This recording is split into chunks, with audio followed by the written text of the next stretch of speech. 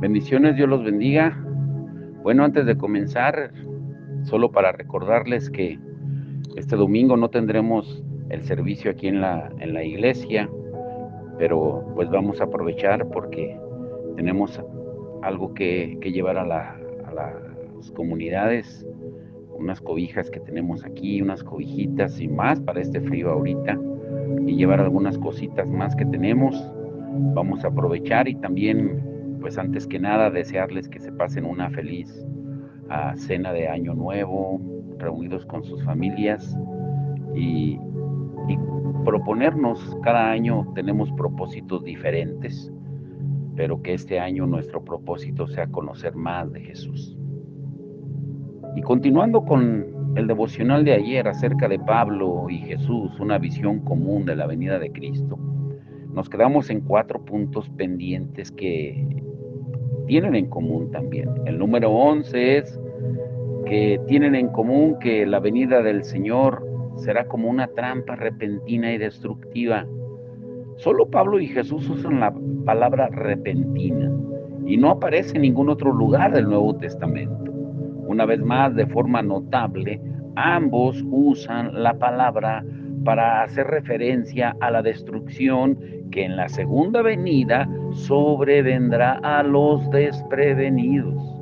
Primera de Tesalonicenses 5:3 dice: cuando digan paz y seguridad, entonces vendrá sobre ellos destrucción repentina, como los dolores a la mujer encinta, y no escaparán.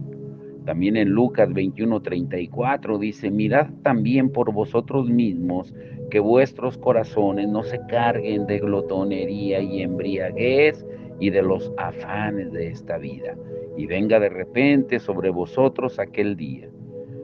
Número 12, dolores de parto. Jesús y Pablo usan la imagen de dolores de parto para describir los sufrimientos crecientes y culminantes que anteceden el regreso de Jesús. Dice en Mateo 24:7-8: porque se levantará nación contra nación y reino contra reino, y habrá pestes y hambres y terremotos en diferentes lugares, y todo esto será principio de dolores. Y también Primera de Tesalonicenses 5:2-3, Pablo dice: porque vosotros sabéis perfectamente que el día del Señor vendrá así como ladrón en la noche, que cuando digan paz y seguridad, entonces vendrá sobre ellos destrucción repentina, como los dolores a la mujer encinta, y no escaparán. Aunque Pablo usa la ilustración de los dolores de parto de manera más amplia, por ejemplo, Romanos 8:22, Gálatas 4:19 y 27, él y Jesús usan el sustantivo dolor de parto solo una vez, y lo hacen en referencia a los sucesos del fin de los tiempos, que toman completamente desprevenidos a los incrédulos y traen destrucción. Y dice Pablo en Primera de Tesalonicenses 5:3, no escaparán. Número 13, los creyentes escaparán. Tanto Jesús como Pablo hablan de la necesidad o la imposibilidad de escapar de las fuerzas destructivas que se encadenan contra los incautos en la segunda venida. Lucas 21:36 dice: velad pues en todo tiempo, orando que seáis tenidos por dignos de escapar de todas estas cosas que vendrán y de estar en pie delante del Hijo del Hombre. Primera de Tesalonicenses 5:3 dice que cuando digan paz y seguridad, entonces vendrá sobre ellos destrucción repentina, como los dolores a la mujer encinta, y no escaparán. Jesús usa solo una vez esta palabra y Pablo la usa 3 veces, una de las cuales va en paralelo con el uso que hace Jesús del término a saber, la esperanza de escapar de la venida repentina de Cristo. Tanto Jesús como Pablo dicen que los creyentes no serán destruidos por este suceso repentino. Pablo dice: mas vosotros, hermanos, no estáis en tinieblas, para que aquel día os sorprenda como ladrón. En en Primera de Tesalonicenses 5:4. Y Jesús dice en Lucas 21:36, velad pues en todo tiempo orando, que seáis tenidos por dignos de escapar de todas estas cosas que vendrán. Y número 14 dice que estemos despiertos, que estemos sobrios. Pablo y Jesús emplean el lenguaje de velar, no dormir y no embriagarse en relación con su preparación para la segunda venida. El apóstol Pablo dice en Primera de Tesalonicenses 5:2, porque vosotros sabéis perfectamente que el día del Señor vendrá como ladrón en la noche. Y en Primera de Tesalonicenses 5:4-7 dice, mas vosotros, hermanos, no estáis en tinieblas, para que aquel día os sorprenda como ladrón. No somos de la noche ni de las tinieblas, por tanto no durmamos como los demás, sino velemos y seamos sobrios, pues los que duermen, de noche duermen, y los que se embriagan, de noche se embriagan. Jesús dice en Mateo 24:42-51, velad, pues porque no sabéis a qué hora ha de venir vuestro Señor. Si aquel siervo malo dijera en su corazón, mi Señor tarda en venir, y comenzare a golpear a sus consiervos y a comer y a beber con los borrachos, vendrá el Señor de aquel siervo en día que éste no espera y a la hora que no sabe, y lo castigará duramente.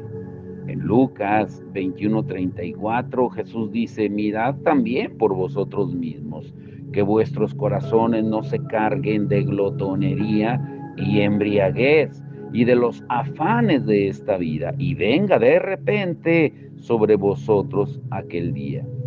Y en Marcos 13:32-36, Jesús también dice, pero de aquel día y de la hora nadie sabe, ni aun los ángeles que están en el cielo, ni el Hijo, sino el Padre.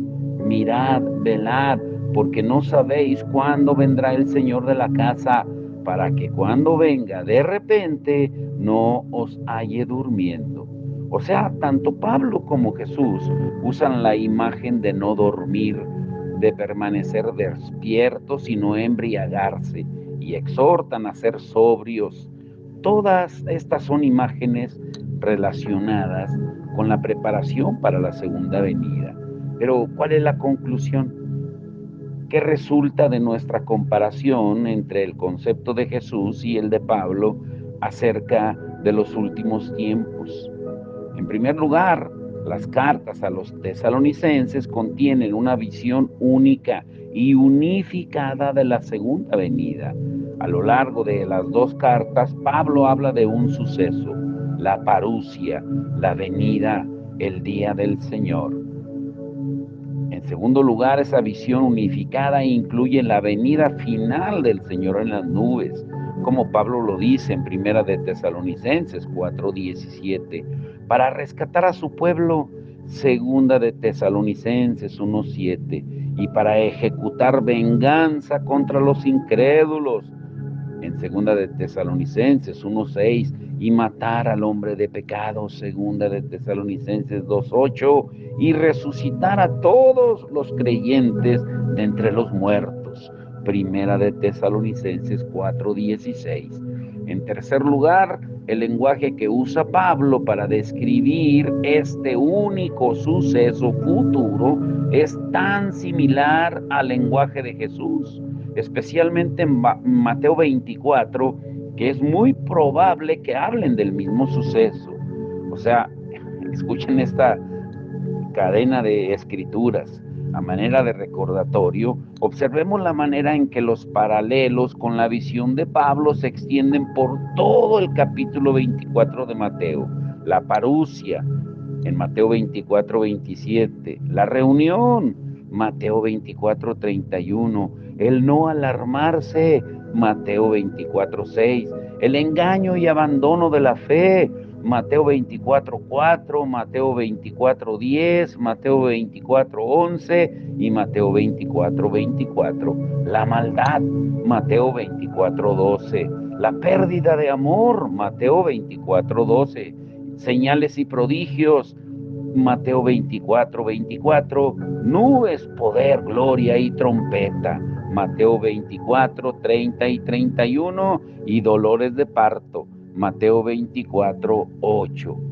En cuarto lugar, en Mateo 24, Jesús tiene en mente no solo anuncios de la segunda venida en los sucesos del primer siglo, sino también los sucesos finales que describe Pablo en sus cartas a los tesalonicenses.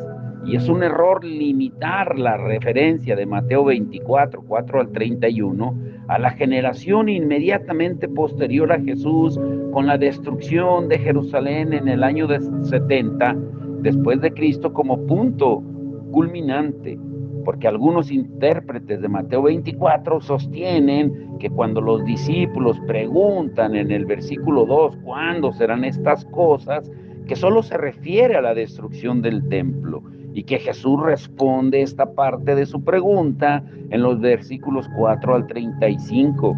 Pero bajo esa perspectiva, el lenguaje de esos versículos se refiere solo al primer siglo. Entonces, por ejemplo, cuando Jesús dice en el versículo 14, y será predicado este evangelio del reino en todo el mundo para testimonio a todas las naciones, entonces vendrá el fin. El punto es que después de la resurrección de Jesús, el evangelio será predicado más allá de las fronteras de Judea, como por ejemplo que en las naciones gentiles del mundo habitado conocido como el Imperio Romano se oiría el testimonio de su obra redentora. Y solo después, dice Jesús, vendrá el fin de la ciudad y del templo. La gran comisión en Mateo 28 no deja vacíos. Simplemente debemos actuar en la gracia de Dios para proclamar el evangelio de Dios y hacer discípulos de todas las naciones. Por eso, entendamos muy bien, los argumentos podrían multiplicarse para sostener el cuarto punto. Por ejemplo, parece excesivamente rígido insistir en afirmar que cuando los discípulos le preguntaron a Jesús en Mateo 24:3, ¿cuándo serán estas cosas y qué señal habrá de tu venida y del fin del siglo?, tuvieran en mente dos momentos diferentes, uno cercano y uno distante, o que Jesús respondiera su pregunta en orden secuencial, como si ellos, en efecto, se refirieran a dos momentos. Los versículos 4 al 35 de Mateo 24 responden la pregunta acerca de la destrucción de Jerusalén. Los versículos 36 al 41 responden la pregunta acerca del fin de los tiempos. Por lo anterior, debemos entender que Mateo 24 habla de maneras que a lo largo del capítulo nos revelan tanto la historia de este siglo en curso como el final culminante en la segunda venida, el fin del siglo. Cuando los discípulos usaron la frase fin del siglo en Mateo 24:3, es muy probable que lo hubieran usado en el mismo sentido que lo oyeron de boca de Jesús, es decir, como una referencia al fin de este siglo que está marcado por el juicio a los incrédulos. Por ejemplo, cuando dice en Mateo 13:39 al 43, el enemigo que la sembró es el diablo, la siega es el fin del siglo y los segadores son los ángeles. De manera que como se arranca la cizaña y se quema en el fuego, así será en el fin de este siglo. Enviará el Hijo del Hombre a sus ángeles y recogerán de su reino a todos los que sirven de tropiezo y a los que hacen iniquidad, y los echarán en el horno de fuego. Ahí será el lloro y el crujir de dientes. Entonces los justos resplandecerán como el sol en el reino de su Padre. El que tenga oídos para oír, oiga. Es improbable que cuando Jesús empezaba a hablar en Mateo 24, los discípulos hubieran interpretado los versículos 4 al 35 como algo separado de este fin del siglo.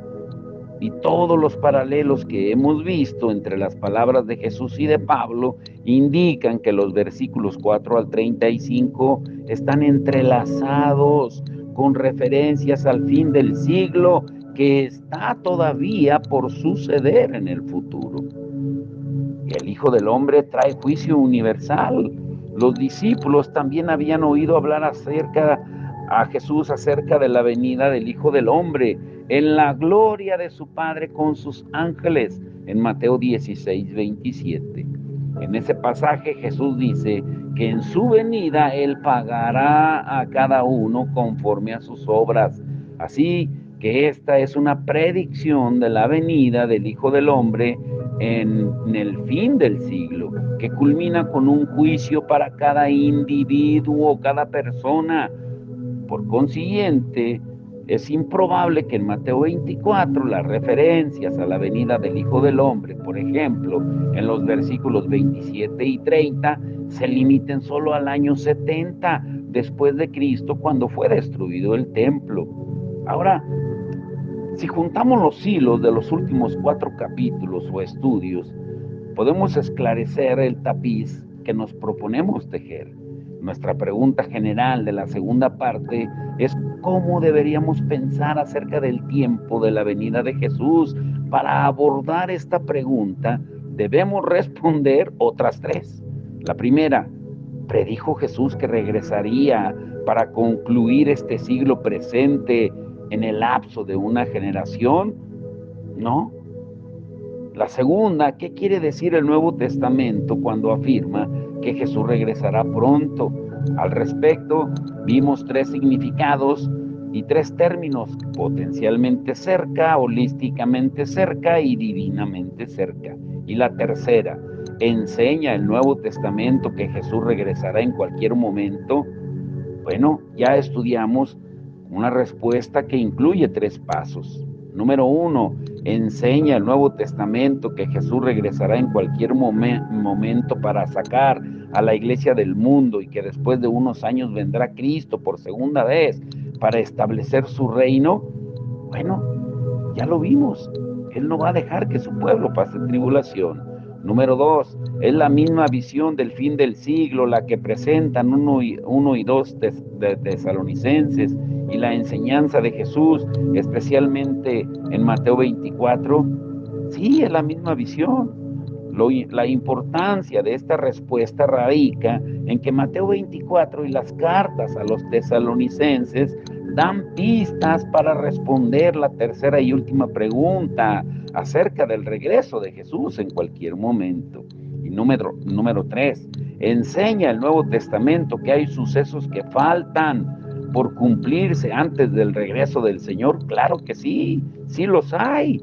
Y eso respondería probablemente nuestra pregunta acerca de una venida de Cristo en cualquier momento. Por eso, el título de hoy es ¿qué debe suceder antes que el Señor venga?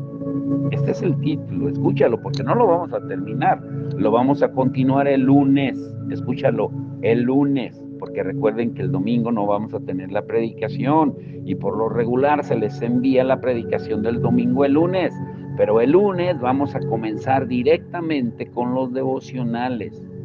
¿Qué debe suceder antes que el Señor venga? Bueno, ahora llegamos a nuestro tercer paso en nuestra búsqueda de una respuesta para la pregunta: ¿enseña el Nuevo Testamento que Jesús viene en cualquier momento? Este tercer paso busca presentar algunos sucesos que faltan por cumplirse antes que venga Cristo. El apóstol Pablo nos muestra de forma muy explícita y clara que es apropiado discernir los sucesos previos antes de la venida del Señor. Cuando lo confrontan con la aparente histeria acerca del día del Señor como un hecho cumplido, Él les dice a los tesalonicenses en 2 de Tesalonicenses 2:3 que nadie os engañe en ninguna manera, porque no vendrá sin que antes venga la apostasía y se manifieste el hombre de pecado, el hijo de perdición. Y tal como dijo Jesús, mirad que nadie los engañe en Mateo 24:4. De modo similar a la advertencia de Pablo, el peligro radicaba en dejarse llevar por la histeria en torno al fin de los tiempos y saltar a la conclusión de que uno de los falsos cristos era real y que el día del Señor ya había llegado. Y Jesús lo dijo muy claro en Mateo 24, verso 5, porque vendrán muchos en mi nombre diciendo yo soy el Cristo, y a muchos se engañarán. Pablo también dice en segunda de Tesalonicenses 2:3, eso mismo, que nadie nos engañe. La respuesta de Pablo en su época a la pregunta, ¿qué sucesos faltan por suceder antes que venga Cristo?, incluyen dos hechos. Muy atentos. Número uno, debe venir la apostasía, el enfriamiento, el alejamiento. Y número dos, debe manifestarse el hombre de pecado. Estos dos sucesos faltan por cumplirse. Pablo no trata estos dos acontecimientos como si fueran tan ambiguos, que no puedan discernirse cuándo ocurren, porque la aparición del hombre de pecado será breve y un suceso sensacional a escala global, dice segunda de Tesalonicenses 2:4-8, el cual se opone y se levanta contra todo lo que se llama Dios o es objeto de culto, tanto que se sienta en el templo de Dios como Dios, haciéndose pasar por Dios, y entonces se manifestará aquel inicuo, a quien el Señor matará con el espíritu de su boca y destruirá con el resplandor de su venida. A cualquier tesalonicense inclinado a pensar que la aparición de este hombre de pecado era distante, muy lejana en el futuro, o a cualquiera de nosotros hoy que se inclinen a pensar que se trata de un suceso muy lejano, Pablo añade esta asombrosa advertencia. Y dicen, pongan atención en segunda de Tesalonicenses 2:7, porque ya está en acción el misterio de la iniquidad. Ya, dice, en el siglo primero y en el día de hoy todavía, después de 2000 años. Juan se refiere también al anticristo en términos similares. Y miren lo que escribió Juan en primera de Juan 2:18. Hijitos, ya es el último tiempo. Y según vosotros oísteis que el anticristo viene, así ahora han surgido muchos anticristos. Por esto conocemos que es el último tiempo. Y Pablo no dice muchos hombres de pecado han venido, aunque podría haberlo hecho. Lo que dice es, ya está en acción el misterio de la iniquidad, de la maldad. La advertencia es esta: no bajemos la guardia pensando que el hombre de pecado o anticristo está lejano, porque la esencia misma de este poder engañoso está ya mismo en acción y podría engañarte de tal modo que pases por alto las señales de su llegada. Y déjame repetir esto: justo cuando piensas que el fin vendrá en un futuro lejano, el misterio de la iniquidad satánica puede nublar tu entendimiento con engaño para que no te percates a tiempo de la llegada del hombre de pecado. Pero, ¿qué de la rebelión venidera? La rebelión o la apostasía, el alejamiento, enfriamiento a gran escala, también está todavía en el futuro, aunque este suceso es menos definido que la aparición de un hombre que se autoproclama Dios. No puede reducirse a un proceso extendido de temporadas de apostasía a lo largo de varios siglos, aunque ahora lo podemos ver, pero a menor escala. Pablo creía que sería un suceso lo bastante discernible para que pudiéramos usar la ausencia de él como evidencia de que el día del Señor aún no había llegado. Y sería cierto afirmar, el misterio de la apostasía ya ha comenzado, del mismo modo que Pablo dice que el misterio de la iniquidad ya está en acción. Y de hecho Pablo habla de ese modo acerca de un abandono de la fe que tendrá lugar en los días postreros. Y él dice en primera de Timoteo 4:1, pero el Espíritu dice claramente que en los postreros tiempos algunos apostatarán de la fe, escuchando a espíritus engañadores y a doctrinas de demonios. Aquí habla de los tales como ya presentes y confronta su error. Asimismo dice Pablo, también debes saber esto, que en los postreros días vendrán tiempos peligrosos, porque habrá hombres amadores de sí mismos, ávaros. Y enseguida advierte, a estos evita, en segunda de Timoteo 3:1, segunda de Timoteo 3:2 y 3:5. En otras palabras, Pablo ve las señales del fin como sucesos que están de continuo presentes entre nosotros. Lo que será diferente acerca del fin es el grado y la intensidad del mal. Y Pablo lo expresa haciendo referencia a quien lo detiene cuando él dice en segunda de Tesalonicenses 2:7 que a su vez será quitado de en medio, produciendo así un aumento en la maldad al final. El hecho de que existen prefiguraciones históricamente repetidas de sucesos del fin significa que la mayoría de los precursores de la segunda venida no son de naturaleza tal que permitan discernir la cercanía del fin. Son reales, pero también imprecisos, y tienen como propósito mantenernos alerta, conscientes de qué forma tan rápida, tan vertiginosa, los males comunes de la historia pueden escalar hasta culminar en los sucesos del fin. Por ejemplo, las guerras y la guerra de Jerusalén, lo que estamos viendo hoy en día. Y con esto en mente, considera lo que Jesús dice que viene y que en gran parte ya ha venido sucediendo en diversas formas. Mateo 24 no debería limitarse como referencia solo al primer siglo, sino que gran parte del contenido de los versículos 4 al 35, en armonía con la enseñanza de Pablo, hace referencia al fin del siglo. Y no dudo que en Mateo 24, especialmente en los versículos 15 al 20, Jesús contempla la catástrofe de la destrucción del templo de Jerusalén en el año 70 después de Cristo.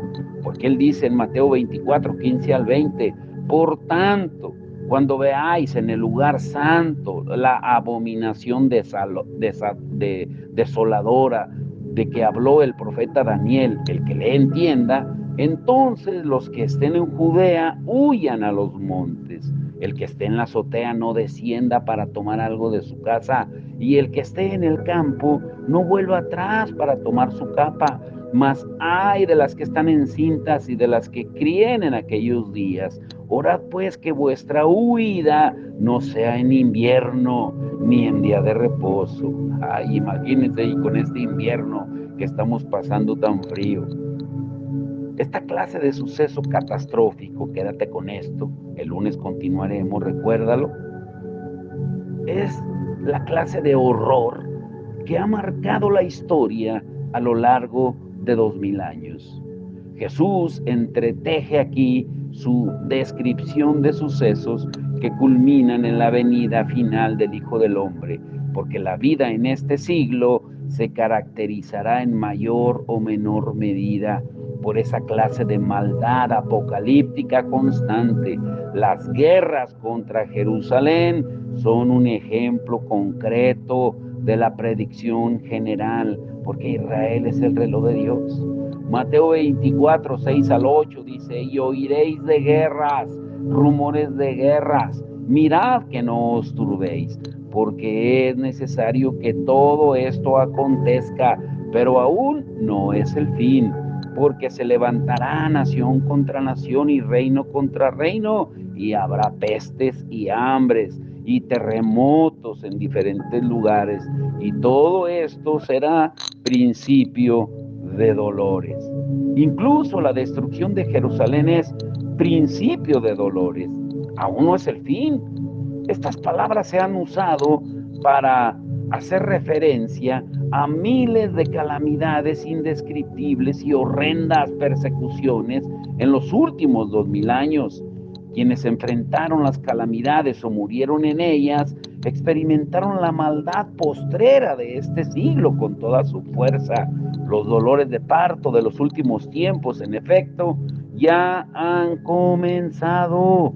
Sin embargo, es imposible calcular cuántos terremotos, como dice Mateo 24:7, cuántas hambrunas, cuántas guerras, cuántos falsos cristos y falsos profetas, o cuánta iniquidad, cuánto amor se enfriará, o cuánta intensidad, o cuán intensa será la tribulación, señalen con certeza la cercanía de la segunda venida. Y déjame decirte esto de nuevo y quédate con esto. La mayoría de las señales del fin que Jesús nos da son el tipo de sucesos que no se prestan a cálculos precisos de fecha. La cantidad, la intensidad y la frecuencia de tales sucesos no son indicadores precisos de la proximidad de la venida del Señor. Escúchalo bien, porque puede sonar contradictorio, pero entonces, ¿qué son? Son, como Él lo dijo, los dolores de parto, pero tampoco son vanos. Por si las dudas, es menester que obedezcamos las palabras de Jesús, que Él nos dice en Mateo 24, 32 al 34. De la higuera aprended la parábola.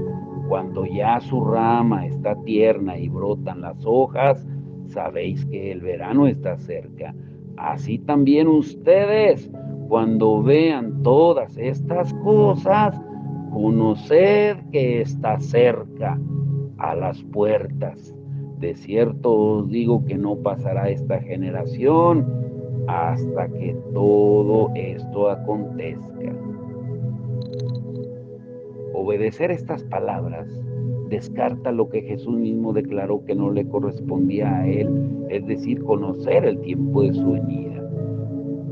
En cambio, Jesús nos ordena ver la higuera, nos manda a examinar todas estas cosas, la clase de sucesos que estaban sucediendo en la siguiente generación y prácticamente en cada generación sucesiva. Examínalos. Permite que toda medida, cantidad, intensidad o frecuencia que veas en el tiempo y en el lugar en que vives, te recuerden que estos son los dolores de parto del fin. Los dolores de parto no son en vano. Permite que los falsos cristos, las guerras, los conflictos entre países, las hambrunas, los terremotos, los odios y las traiciones, la apostasía y la tribulación te recuerden que el fin está cerca. Como vimos ayer, potencialmente cerca, holísticamente cerca y divinamente cerca. Pero ¿qué de la promesa del triunfo de la misión? ¿Cuáles son esos puntos que debemos entender que debe suceder antes que el Señor venga? La próxima semana estará muy emocionante. Por hoy, ve aprendiendo qué debe suceder antes que el Señor venga. Y debemos estar preparados, que es lo principal. Vamos a orar. Padre, en el nombre de Jesús te damos gracias por tu palabra, Señor. Gracias por lo que tú has hecho durante este año 2023. Aprovechamos, Señor, para darte las gracias por todo lo bueno, maravilloso que has sido con tu pueblo. Gracias, Señor, porque este año 2023 has mostrado tu gracia y misericordia como nunca, como tú, Señor, lo prometiste en tu palabra, porque después de 10 años, ya lo hemos comentado, lo hemos estudiado, el número 10 en la Biblia significa prueba. Comenzamos a ver un aumento de tu gloria, de tu misericordia. Y lo podemos ver, Señor, en los hospitales, en las comunidades, en la iglesia. Lo pudimos constatar este domingo con tanta gente, Señor, hambrienta de amor, de reconciliación, de restauración en sus vidas. Solamente tú lo puedes hacer. Pero ahora, Señor, que estamos culminando este año, Señor, no es coincidencia que estemos estudiando acerca de tu venida. En un año que está terminando, que estamos anhelando tu venida, porque una corona de justicia espera a todos los que aman tu venida, como tú lo dices. Señor, y te damos gracias por todo lo que harás cuando se visiten las comunidades para llevar, Señor, lo que tú proveas, sobre todo las cobijas para el frío, Señor, las cosas que tú tengas preparadas para llevarles, Señor. Hay tanta necesidad, donde todos podemos ser útiles en el reino de Dios. Que seas tú poniendo el querer como el hacer por tu buena voluntad en cada persona, encendiendo el amor, encendiendo las llamas de la misericordia, de la compasión, así como tú cuando veías a la gente y tenías compasión, no dices sentías, sino tenías compasión, porque tú tienes compasión, no lástima. La lástima es momentánea, donde hoy podemos sentir lástima por alguien, pero después se esfuma, pero la compasión es permanente, porque no podemos vivir indiferentes ante la necesidad de los demás. Te damos la gloria y la honra y te rogamos que cada familia, Señor, que este tiempo de fin de año, que mediten, que meditemos, que haya reconciliación, porque tú nos has dado el ministerio de la reconciliación, que las familias se pidan perdón, que haya restauración de las heridas del alma, del espíritu, y también que tú sanes físicamente a todos aquellos que están enfermos por no soltar las amarguras, las tristezas, porque tu palabra dice que mientras callamos, nuestros huesos envejecen. Que este fin de año sea para eso, Señor, que seas tú poniendo ese sentir, convenciendo a través de tu Espíritu Santo. Te lo rogamos en el nombre de Jesucristo, Señor. Y te damos toda la gloria y la honra por el año 2024. Si nos permites vivirlo, gloria a Dios. Y si no, también, Señor, pero que tú nos encuentres ocupados en tu obra y que podamos decir como el apóstol Pablo en Filipenses 1:21, para mí el vivir es Cristo y el morir es ganancia. Te damos todo el honor y la gloria en el nombre de Jesús.